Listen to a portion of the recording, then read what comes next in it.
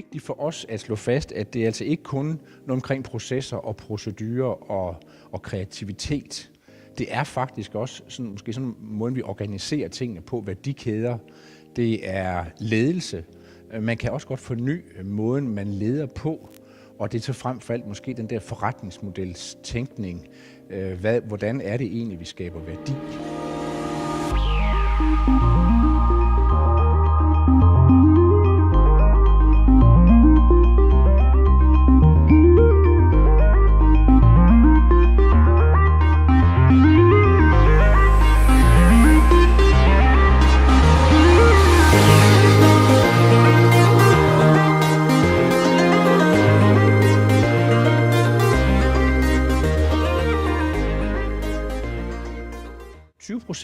Hver 5. virksomhed har egentlig ikke tænkt innovation eller forretningsfornyelse ind i deres strategi. Og en tredjedel har det så inde i høj grad. Så 34%, 34% tror jeg, der er helt nøjagtigt, jamen de har forretningsfornyelse som en aktiv del af deres strategi. Der kunne man jo kigge på sådan en teoristum som Blue Ocean Strategy, hvor man jo lige præcis tager fat i det sådan fra begge sider og siger, kan vi reducere vores omkostninger, eller kan vi prøve på at øge vores værdi for kunden, så man øger den der blå firkant der. Fordi det er jo sådan set det, kunderne vil betale for. Det er sådan et andet dejligt amerikansk begreb, der hedder willingness to pay. Hvordan kan man måske øge den der willingness to pay? Siden 2010, der har vi faktisk halveret kunders og eksterne partners betydning eller anvendelsen af den, når vi tænker forretningsfornyelse. Det er dem, der skal købe det. Og forskning viser faktisk også, at hvis vi skal have nye idéer, gode nye idéer, så er det rigtig, rigtig vigtigt at tale med og forstå kunder. Og faktisk også det nederst omkring eksterne interessenter, som kunne være universiteter, som kunne være dem, der holder patenter osv. Vi bruger den bare frygtelig lidt. I would like to fill your plates with some imagination and bring some thoughts on culinary creativity and innovation. When I started studying and working with creatives about 17 years ago, it was almost a bad word to say that I'm in a business school and I do kind of this weird stuff with film directors, chefs, designers, architects, and so.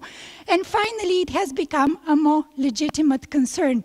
Companies that stand out in performance seem to practice and encourage experimentation and innovation in their organizations. Why could you bother about what happened with cuisine? Cuisine is something that humankind has done for thousands of years, so how would you innovate to keep creating it? The French have been dominating it for centuries, and yet what has happened in the last 10 short years, this whole world has changed in a very dramatic way. It's a tough business.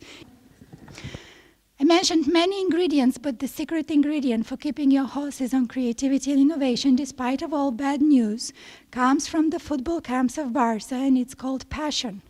It also has another name, and it's called persistence.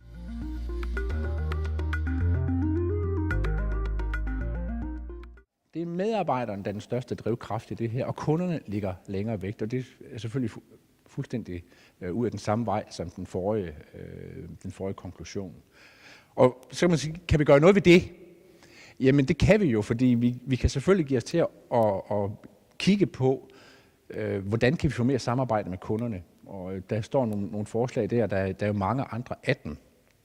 Det aller værste er vel egentlig, at nogen faktisk også laver kundeundersøgelser og har fokusgrupper.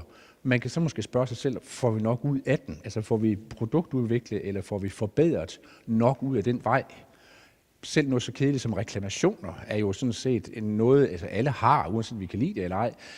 Giver det anledning nok til kreativitet, til fornyelse, hvor vi forbedrer vores måde at drive virksomhed på?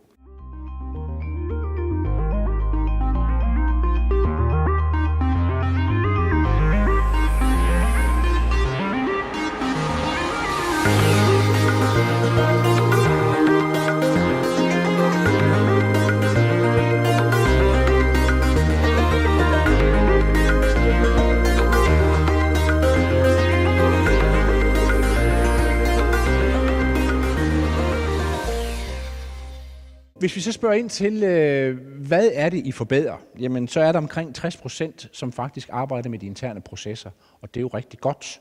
Det er fint. Det kan man kun glæde sig over, fordi det bør være med til at føre til produktivitet, eller bedre kvalitet i hvert fald, eller noget andet, som garanterer det godt. En tredjedel svarer, de faktisk arbejder med forretningsmodellen.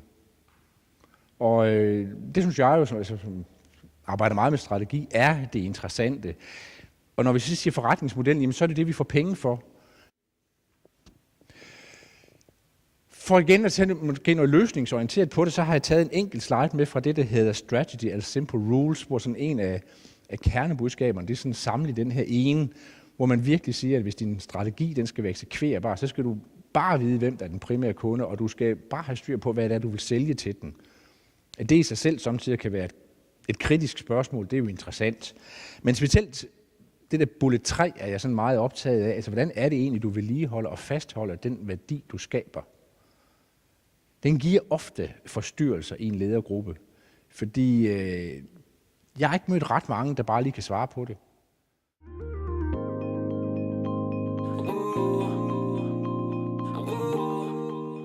Think about how we can renew our businesses and how we can, if we are a corporate organization, also renew the portfolio of businesses, if you have multiple of these. Then there's in principle two major alternatives here. One is you have somewhere in the firm what we call here the entrepreneurial insight. So you know where market is, how to address it, and how to also outcompete others who want to address the same market. And of course you need also some willingness to act here. The other alternative is you utilize an approach which helps you systematically find new businesses and develop them. Let's look first at the alternative A here. Now, we all know or knew this guy up here, and he has been hailed for being the best or most successful entrepreneur on a large firm scale. So he has repeatedly introduced innovations which basically created a new market. Now, when we look a little bit closer still in this solution, what made it actually so successful? Well, one thing was the initial idea of making the device so easy to use by having a software to operate it.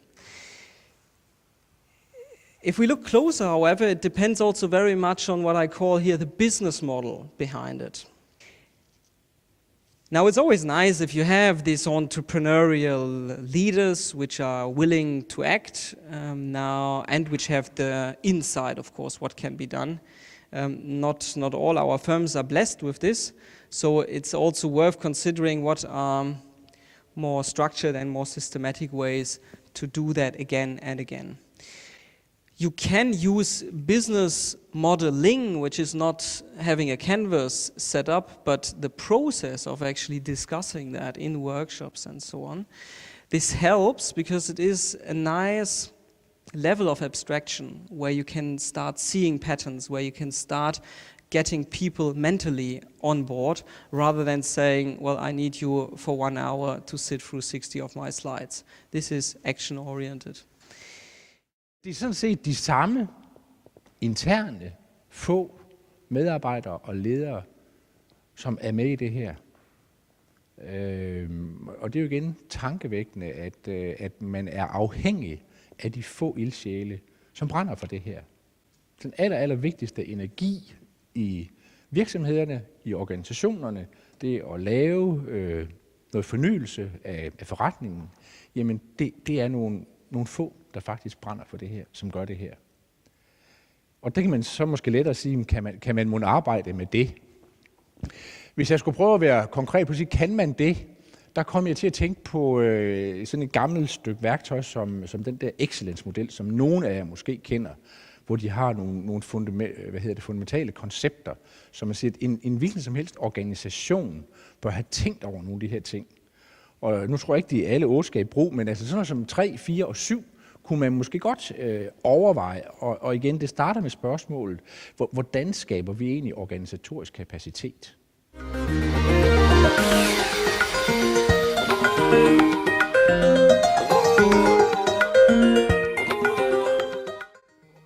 Det er jo igen, de fleste de vil gerne have kreative og innovative medarbejdere, men har vi egentlig nogle bevidste indsatser, som sikrer det?